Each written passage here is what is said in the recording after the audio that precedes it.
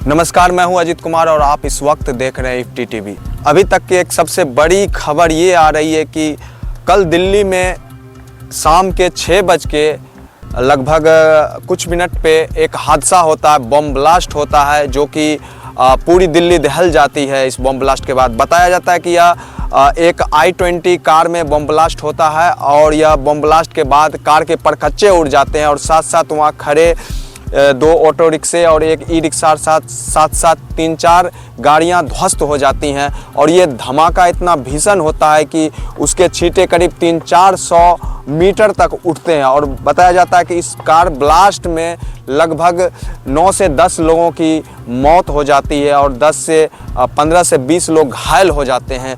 और इस घटना के बाद पूरा अलर्ट जारी कर दिया जाता है। मौके पर एनआई की टीम पहुंचती है, दिल्ली पुलिस चारों तरफ से घेराबंदी करती है। लाल किले के आसपास के जो भी क्षेत्र हैं नाकेबंदी कर उसकी जांच शुरू कर दी गई है। घटना का कारण पुलिस ने भी प्राथमिकी दर्ज कर ली है। इस पे जो भी एक्ट होता है उस एक्ट के तहत घटना की जांच की जा रही है। बताया जाता है कि यह जो ब्लास्ट हुई थी, यह ब्लास्ट इतना भीषण था कि इसकी आवाज़ लगभग 2 किलोमीटर दूर के क्षेत्र में सुनाई गई।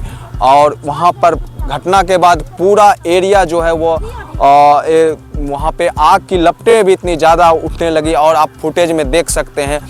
मैं बता दूं कि 11 तारीख से बिहार में चुनाव भी शुरू हो रहे हैं और आज वोटिंग भी जारी है। शेष जो 121 पे हो गए थे चुनाव सीटों पर, उसके बाद जो 123 से 122 सीटें जो बचती हैं उन पे आज चुनाव बिहार में जारी है।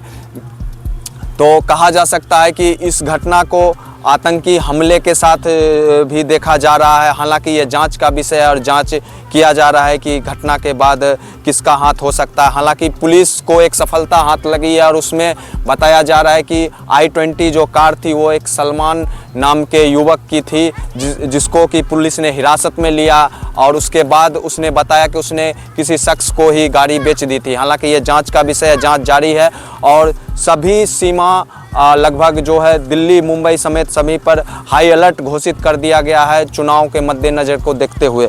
और मैं बता दूं कि इस मामले पर गृह मंत्री अमित शाह भी घटनास्थल पर पहुंचे थे और उन्होंने LNJP अस्पताल में जाकर घायलों से मुलाकात की है। और प्रधानमंत्री मोदी ने भी इस पे दुख जताया है और तीव्र इस घटना की निंदा की है। और मैं बता दूं कि बिहार के तेजस्वी यादव ने भी अपने अकाउंट में आके इस घटना की निंदा की है।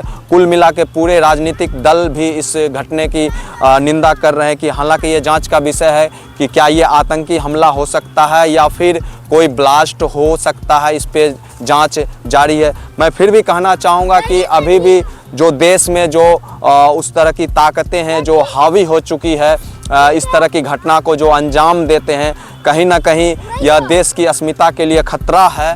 और इस मौके पर हम सभी देशवासियों को एकजुट होने की ज़रूरत है, क्योंकि चुनाव तो आते जाते रहेंगे लेकिन आपसी एकता ही आगे देश को ले जा सकती है। क्योंकि इस हिसाब से कहा जा रहा है कि जिस तरह से पहले भी घटनाएं हुई हैं और आगे भी घटनाएं होती है, कब तक ये घटना होती रहेंगी जिस तरह से। तो फिलहाल आप अपनी प्रतिक्रिया हमारे कमेंट बॉक्स में ज़रूर दें।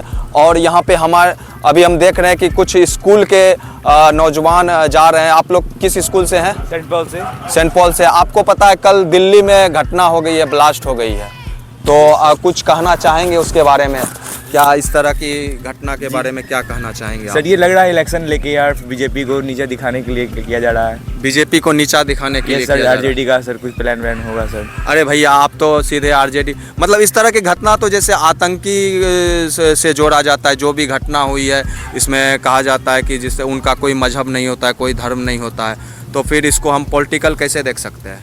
अब पता नहीं कोई पॉलिटिकल मकसद से, क्योंकि दिल्ली का नुकसान करने के लिए गए हैं। इलेक्शन का टाइम है अभी, कुछ हो सकता है। क्या नाम हुआ आपका? केशव नाम हुआ।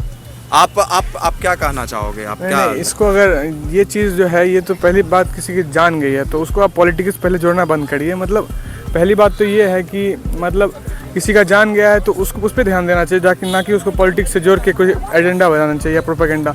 तो ये बात पॉलिटिक्स से जोड़ा जा रहा है, लेकिन ऐसा कुछ है नहीं। लेकिन सबसे मेन है कि ब्लास्ट हुआ जो कि गलत है, जो कि नहीं होना चाहिए, तो हम लोग को उस पर ध्यान देना चाहिए कि ये कम ऐसा हुआ, ऐसे वहाँ पे सिक्योरिटी होना चाहिए था, कुछ तो लॉस तो या फिर कुछ तो गड़बड़ी था वहाँ पे, तो उस कारण हुआ, तो उस पर ध्यान देना चाहिए, ना कि उसको पॉलिटिक्स से जोड़ के बात करने का एक तरीका कुछ। लेकिन जब इस तरह का आत्मघाती एक हमला आपने सुना होगा कि जिसमें कि जो वो विक्टिम होता है या जो भी होता है वो भी ब्लास्ट हो जाता है, जैसे कोई अपने शरीर में बॉम्ब बांध लिया और ब्लास्ट कर दिया, उसको अपना जान की भी परवाह नहीं होती, तो इस तरह को घटना को कैसे देखते हैं आप? नहीं, इसमें क्या जांच हो सकता है? आप ही के शरीर में बॉम्ब बांध दिया जाए, आप ब्लास्ट कर दो? नहीं, अगर हमको कोई एकदम क्या कहते हैं एकदम समझा दे कुछ, मतलब किसी कोई भी रिलीजन को लेके कर दे, तो हो सकता है हम कर ले, मेरा दिमाग ना काम करे, हमको मोलेस्ट कोई कर दे कि तुम ये काम करना है, तुमको इससे कुछ अच्छा लाभ होगा या कुछ, लेकिन हमको समझ में नहीं आएगा, हम शायद कर दें, तो उसी से करा दिया जाता है, मतलब जो, लेकिन ये कोई बड़े लोग मतलब ब्रेन वॉश कर सकते? हाँ, ब्रेन वॉश ही है,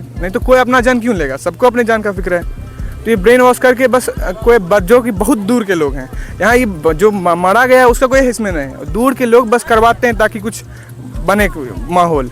ये हमेशा होता है, इलेक्शन के टाइम में कुछ माहौल हमेशा बनाया जाता है ताकि वोट को मतलब इधर उधर कर सके, तो बस यही था ये। चलिए, आप किस स्कूल के छात्र हैं? सेंट पॉल से। तो देखिए, ये सेंट पॉल के कुछ छात्र हैं जिनकी अपनी प्रतिक्रिया हुई थी इस तरह से। तो इस तरह से कहा जा रहा है कि एक माहौल बनाया जाता है कि इस तरह से घटना को अंजाम दिया जाता है, जो कि उस तरह की ताकतें होती हैं। तो फिलहाल के लिए आप अपनी राय अपने कमेंट बॉक्स में ज़रूर दें, और जांच एजेंसियां तो लगी हुई हैं और इसका आने वाला वक्त तो बताएगा ही कि इस घटना के पीछे क्या कारण थी। और फिलहाल आप बने रहिए और कमेंट में ज़रूर अपना कमेंट दीजिए। धन्यवाद।